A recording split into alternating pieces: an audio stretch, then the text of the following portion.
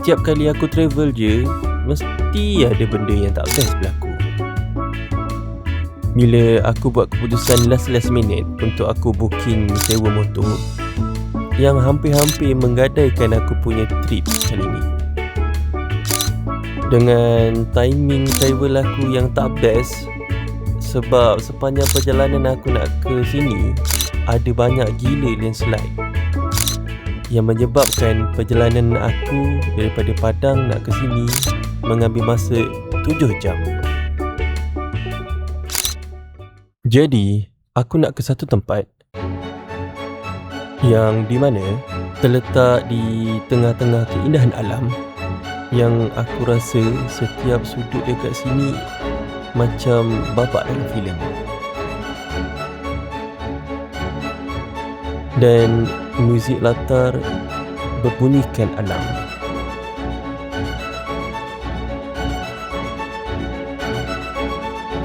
Kalau ada satu tempat yang boleh buatkan kau lupa sekejap tentang dunia luar, jadi inilah dia, Lembah Harau, yang aku nak explore untuk episod kali ini.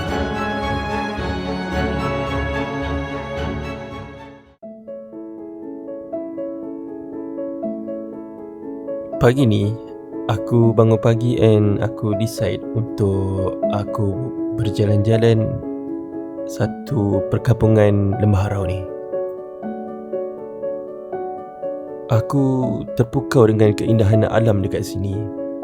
Sebab aku sampai dekat sini malam tadi, aku tak nampak langsung pun view macam ni. Yang aku nampak hanya gelap.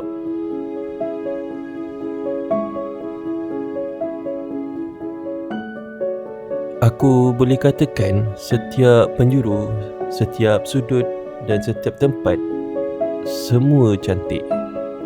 Tiada satu pun yang buruk.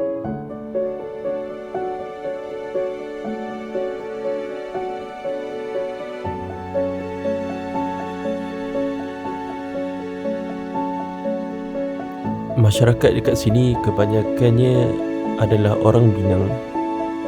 Jadi tak pelik kenapa rumah diorang ni sama macam dekat Malaysia.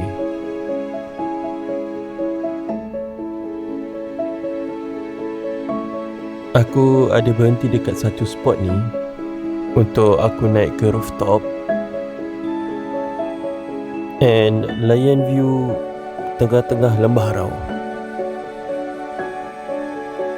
Aku sempatlah berbual dengan Pakcik Rahmat ni, orang kampung dekat sini, and aku tanya pasal Lembah Harau. Menurut Pakcik Rahmat, terdapat banyak sejarah dan cerita legenda mengenai Lembah Harau. Pada masa dahulu, sebenarnya kawasan lembah ni adalah kawasan tempat pelabuhan kapal, dan satu perkampungan ni semua dipenuhi dengan air yang setinggi Bukit Batu ni. Kalau korang perasan, ada satu tiang batu yang kecil tu, itu adalah satu tempat untuk pedagang tambat tali kapal dorang untuk berhenti dekat sini. Menurut Pakcik Rahmat juga, ada satu cerita legenda. Kalau korang perasan, dekat satu dinding batu ni, dia seakan-akan hirisan potongan daging, yang di mana hirisan potongan daging tu diberi makan kepada puteri yang ada dekat sini. Pakcik juga ada bagi tahu aku yang aku wajib singgah dekat sini bila aku sampai dekat Lembah Harau, iaitu perkampungan Eropah. Tapi masalahnya, perkampungan Eropah ni memang tak ada dalam location Waze atau Maps pun. So aku tanya pakcik ni, jalan nak ke sana macam mana? Jadi aku ikut je arahan Pakcik Rahmat tu. End up aku sesat and aku tak tahu aku dekat mana. Sehingga aku terdengar satu bunyi ngauman macam serigala. And aku agak takut sebab aku dekat tengah-tengah hutan tu. Tapi aku teruskan je perjalanan and sampailah aku terjumpa ada satu brother ni. Dan aku tanya, itu bunyi apa? Rupanya itu bunyi orang hutan. Kalau tak percaya korang tengoklah ni. Banyak kan? Biasa. Benda ompet dia kan bang? Banyak kan? belah dalam dong alurnya bang kan? Iya. Ada kat sana guys. Tu ah. Itu nak orang hutan, itu nak bang sama. Orang hutan guys. Tak jauh pun dari tempat aku jumpa brother tadi, and aku dah sampai dekat perkampungan Eropah yang Pakcik Rahmat cakap. Tapi aku terpaksa batalkan hasrat aku ni sebab sekarang dah pukul 11. Aku dah kesentukan masa untuk aku check out. Along the way balik nak ke tempat penginapan aku ni, aku terjumpa satu air terjun. Tapi macam pelik je. Air terjun ada di belakang, tapi macam kering ke? Dia macam sayu-sayu je. Okay, aku dah settle packing barang and check out dari sini.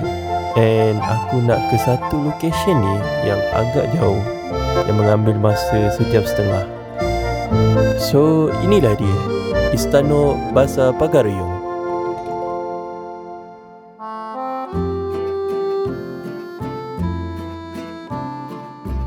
Nak masuk sini, kena bayar dalam RM31,000 untuk beli tiket masuk.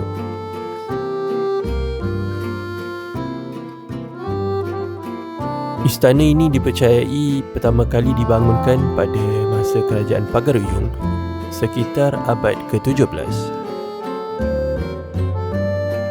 Kalau korang perasan, warna bendera dekat sini semua sama dengan warna bendera Negeri Sembilan kita.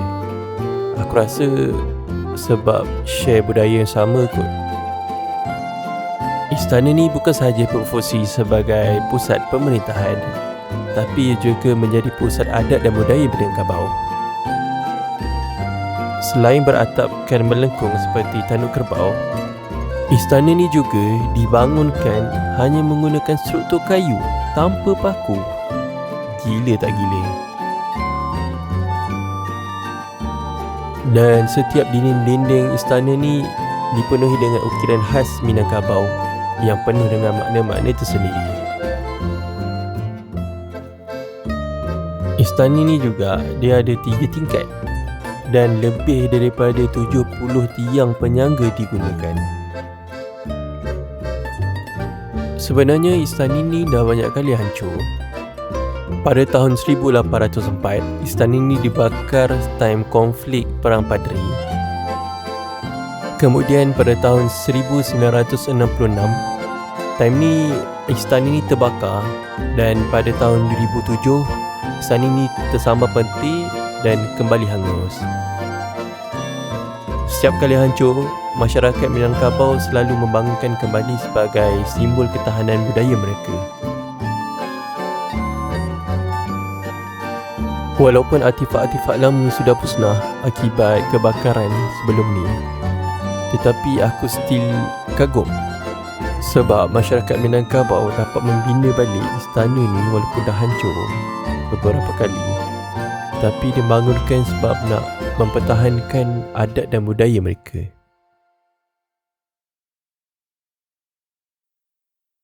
Settle dekat sini, aku terus ke Bukit Tinggi.